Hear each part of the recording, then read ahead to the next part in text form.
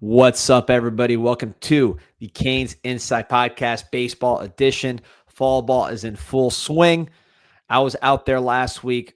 Sebastian Font, our baseball insider, was out there, both scrimmages the whole time. So he's got a ton of scoop on who's looking good, a lot of stuff jumps, velocity jumps, definitely some big bodies in the lineup. That's what I noticed kind of straight away watching this team.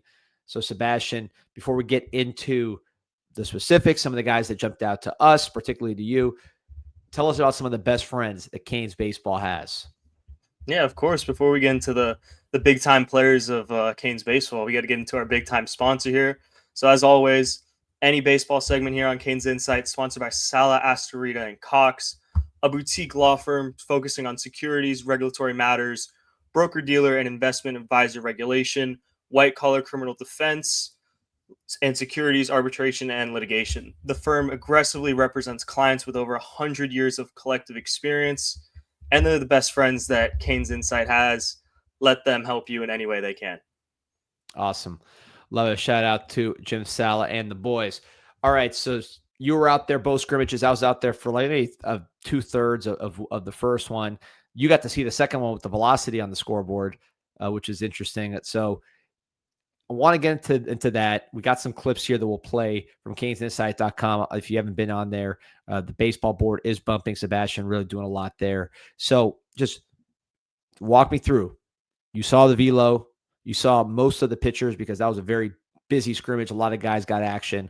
What did you see? Let's start with the guys on the mound in that second scrimmage, and you can combine it with what we saw when we were sitting up there in the shade for that first scrimmage. Yeah, so in that second scrimmage with the velocities on the scoreboard there, you could see the jumps that a lot of these guys took. 2 to 3 mile per hour on most of them. I mean, you had guys like Tate DeRias consistently sitting in that 95, even up to 96 sometimes. Rob Evans up to 95. Even a guy like Jake Dorn up to 92. You see that Nick Soto effect in the weight room that summer really going into their velocities increasing. But a guy I really want to shout out on the mound is Lázaro Collera. He was up to 97. He's a guy that kind of struggled last year. A lot of people really wondered how he was handling the increased talent level in college. Obviously, a big time recruit out of Westminster, and many wondered he had struggled a bit in the summer as well. But back to campus, they've made some mechanical changes with him that I think have done a major job for him. And it's the sense that he gets more downhill now. He was very upright last year. He's starting, but you could see it in his stance there for the pitch. It's a lot more downhill into his legs. Obvious, and add that to the great arm that he already has. He was consistently pumping 96, 97 around the zone. And we talked about needing a guy to step up to really take this team from a super regional team to a College World Series team. And if he can keep up on this trajectory, he pushes himself into that rotation that many people didn't really expect him to be in that conversation. It's a really great problem to have for the Canes. So look, this is fall ball. These are initial velocity readings, but I remember last year, really the only guys that were getting up over 95, correct me if I'm wrong, Walters, Robert a little bit, and anybody else? I try to just think as far as living over 95 last year, whereas this year seems like Collera is there. DeRias seems like we'll get to his film in a second. Seems like he's there. Rob Evans touching 95. Bilka over 95. So right there, four, and then Peralta, I don't know if he threw with the radar gun, but certainly the day I was there, just seeing him throw, that looked to be clearly over 95. So am I wrong? And then that doesn't even get to Menendez and Robert coming back from Tommy John. You expect those guys to be up over in that range. Is that right? That just from what you've seen so far, you've seen five guys comfortably at or over mid-90s? Yeah, for sure. And I'm really glad you mentioned a guy like Bilka, obviously the transfer from Richmond that we've really talked a lot about here on Canes Insight. And I was really excited to see him. And he didn't disappoint at all. He comes in there throwing 95, the really nice off speed. But what I really liked about him was that his misses weren't over the plate. I don't think he had a single pitch right over the heart of the plate. Everything was on the corners. And if it was a miss, it was an out of the zone miss that still could generate a chase. And I think that I'm really excited to see how he works into the rotation, whether that is a reliever continuing that from Richmond or working his way into the starting rotation, which I've heard a bit of rumblings about. I think that he could really be a big time player for Miami. Yeah, so let's pull it up here. So you took the question out of my mouth because the production's been outstanding both at Richmond and then in the Cape. Then you see the stuff you're saying he's over 95, 96. To me, it looks athletic.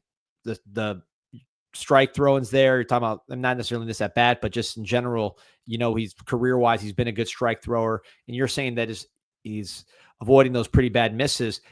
Any reason why this guy, whether it's pitch mix or whatever it is, any reason why he can't be one of those starting pitchers? Is it just a situation where you lose Carson Fisher, you kind of need someone for that role, and this is the best option? Is he potentially replacing for Walters? Like, I'm extremely curious to see where we see Bilka used, because it seems like somewhere you got to use him. Yeah, and it's going to be the same kind of phrase that I'm going to say a lot here. There's a lot of good problems to have with Canes baseball right now, and I think that when it comes to whether he fits in as the starter, closer, I think it's going to be more of a case where you're trying to spread your talent out and really have, you don't want to be too front loaded or too end loaded. And I think that especially with some of these guys that are taking that step up, you might get a Menendez, a Robert back that you could put into that pen. You could have him as a weekend starter, one of the long rotation guys where, let's say, a pitcher has a bad day, you give the rock to him, he shuts it down for 5 innings to get it back to your bullpen with a chance to come back. And I think that he's a very versatile piece for this pitching staff. Yeah, and do you think Fisher in this role, who was very successful, I thought, really good pickup overall, didn't have necessarily the production that Bilka had, just the dominance at the lower level, the dominance really at the Cape at a higher level, and then just some of the stuff. Fisher, big guy, sinker ball, but he wasn't going 95, 96 consistently. So that could be a position potentially of upgrade. Do you see is it too much to pigeonhole him as a closer? Like, are we any closer to knowing who the closer is? I know it's so early. It's just feels like that's a position of real uncertainty as we head into fall ball. Yeah, and I think you're completely correct in saying that it's a position of uncertainty because Miami is very notorious for not really having that set closer early on. It's something that we figure out as we get closer to the season. Sometimes in the season, like last year, you saw Walters kind of take over that role from the Sunday spot. I I would personally lean towards a guy like him. Honestly, either him or one of your really hard throwing righties. But I would kind of lean towards Bilka here just because of that experience. Going to the plate, some transfers that we were excited to take a look at.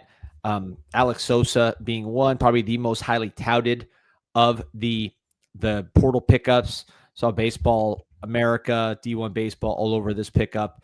Anyone really to watch ACC baseball familiar with what Alex Sosa has done at the plate, DHing as a true freshman. So just an exciting player.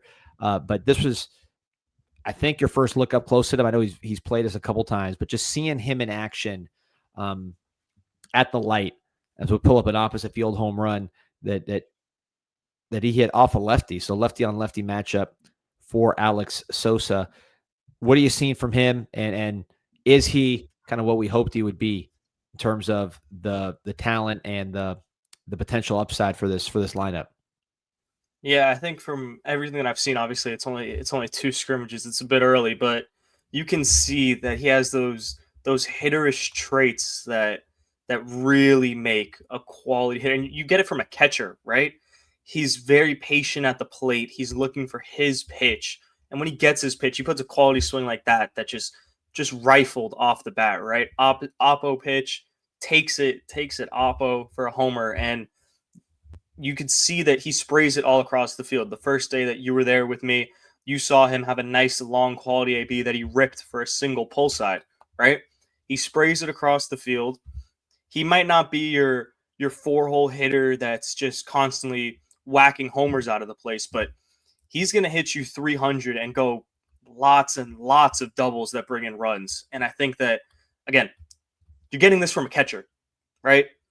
You don't expect much from your catcher. Catchers, you're hoping for if you get 250 in elite defense, you're a very happy person, right? And his defense has actually really impressed me so far. His arm has looked very nice on throwdowns. It's honestly shocked me in some ways. You think of him as just that kind of average, does a job defender, but he's really impressed me with that arm. Again, you combine it with the hitting. This has all the makings of an all ACC player. And not Cal Raleigh, but a physically, imposing catcher. I'll say opposing is maybe the wrong word, but physically sturdy catcher, man. He's not a small guy out there. You could see the power that he brings. So there were actually a couple Oppo home runs here. As one of the guys that I'm just extremely interested in, caught my attention just in BP when I was out there from a size perspective, playing first base, and that is Sean Copeland, who transferred from Miami-Dade. That park, kind of like Doral at the high school level, right? Or actually, it's the opposite, I should say, at Doral at the high school level, where it's sometimes with Doral, we'll talk about Milano in a second, you question the stats of that park because it is an easier place to hit home runs. Miami-Dade, much more difficult place to hit home runs. This guy hit 14 and looks like he's carried it over to the light. What are you seeing with? And I've been saying Sean Copeland. It's not right. It's Keon. Sion. I think it's Keon. I'm not me. We gotta ask James again. Keon, I apologize, Keon, if you're watching this. I will not screw it up again. But especially when you hit opposite field home runs like this. So another lefty opposite field home run. Boom. Off transfer Michael Taylor. That plays. Yeah, we didn't have that kind of power in reserve last year as far as you had Cuvée, you had some guys, but there wasn't a lineup of just big 6'3" plus guys that can go deep. Seems like that's something that you were seeing more and more of as you watch this Hurricane lineup. Yeah, and this was right as I was leaving the light, so it kind of caught my attention right at the end. I was right near home plate, exiting the light. But yeah, this was the first pitch of the AB. Just absolutely drives it opposite field, and I've really liked his swing so far. Yes, he's had a bit of chase in his game so far. That's been pretty clear.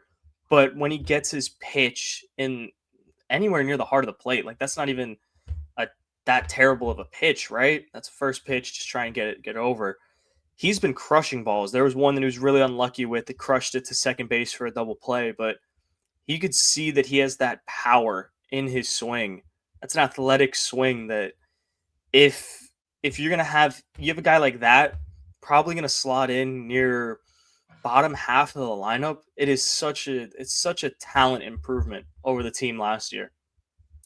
Yeah, and just looking at the team, including the freshmen, really especially the freshmen, when you see everybody on the field compared to 2 years ago, it just looks night and day, at least for me, just from a size standpoint, with the size of the freshmen, with the size of the corner infielders. We've had some small first basemen the past couple of years. So seeing actual first basemen and several of them, both freshmen, transfers between Keon Copeland, Brian West, and then some of the younger guys, then Cuvée over there at third base, it just looks a lot different from a physical standpoint. I think that's probably the first takeaway that anybody who hasn't been to the light in a while that goes out there and looks at these players, that's the first takeaway I expect a lot of people to have, because it is a lot different. Who's someone else, freshman, returning guy, portal guy, that caught your attention as you watched the scrimmage this weekend? Gabriel Milano, right? We talked about him on the preview as a guy that I think probably has the best chance as a freshman to be on the field as a hitter. And he's done nothing but just make that feeling a bit more strong, right? He's very confident at the plate. It's confidence beyond his years, where he's getting his pitch and he's driving. He's had multiple hits across the 2 days, and it's just aggressive swings, man. And I really love to see that.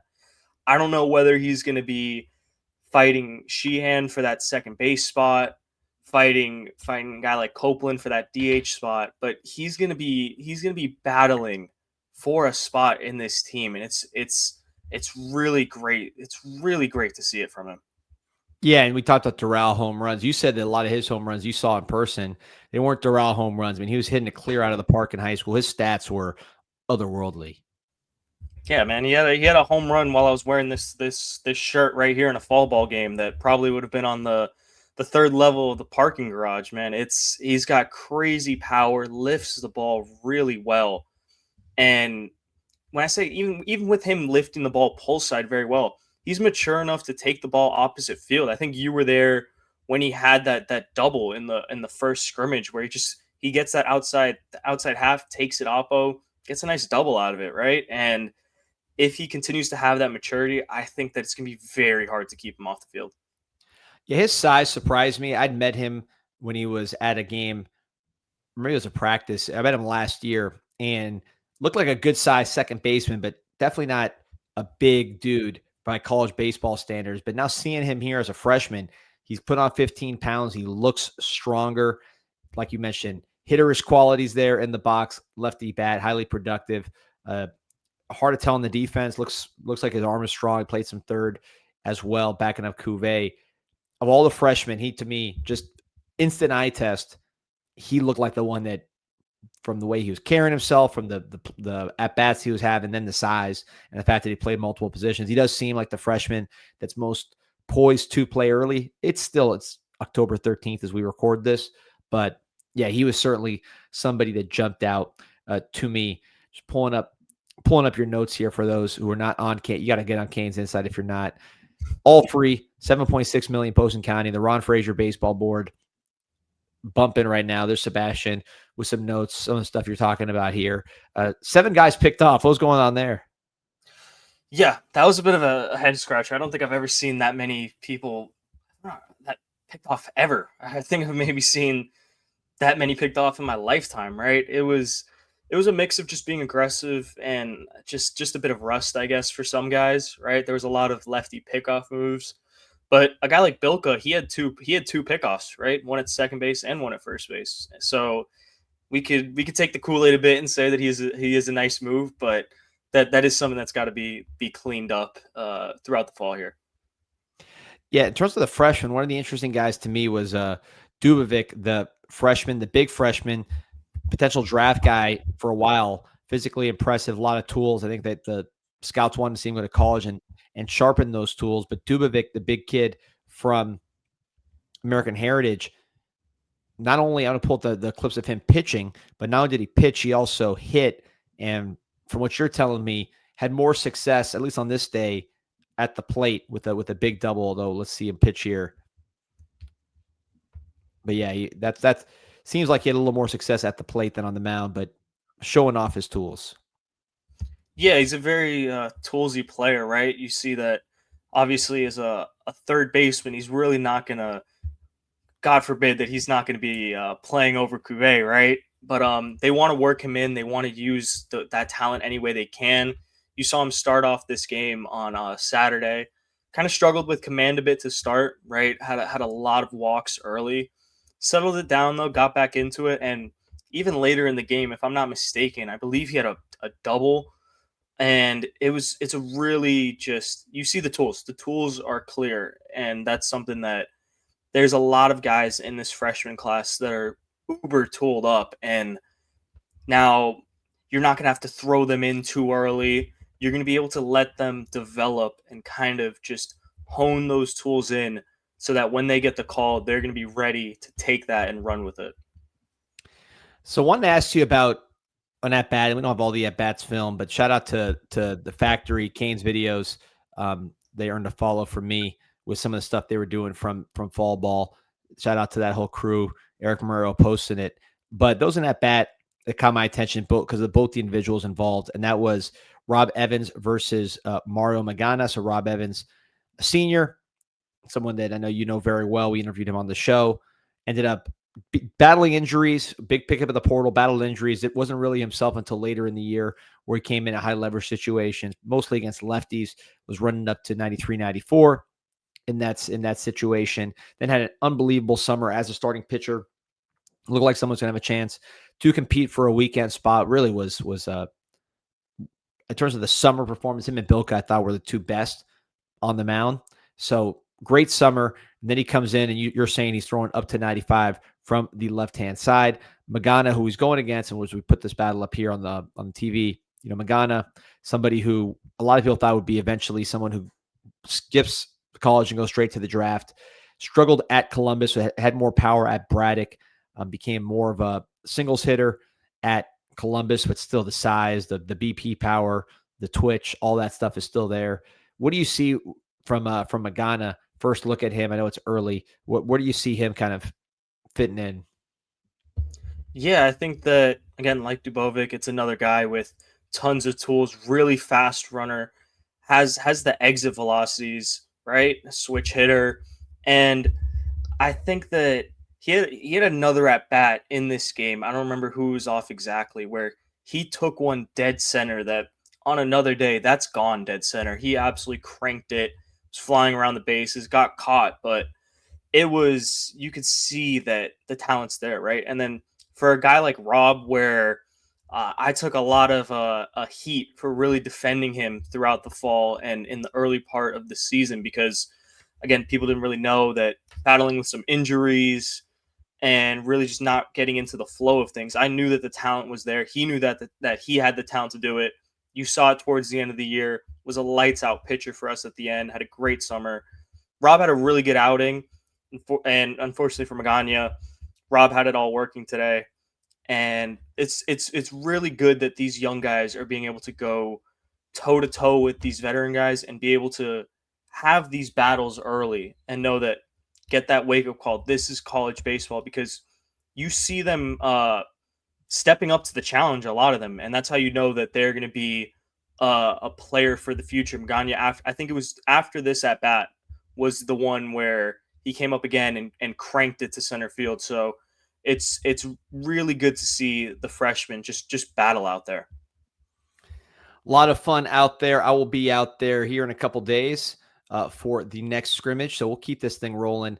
But man, Sebastian, appreciate you providing all that content for CanesInsight.com and this podcast. We'll be there all throughout fall ball, giving you more Canes baseball coverage than anybody in the country.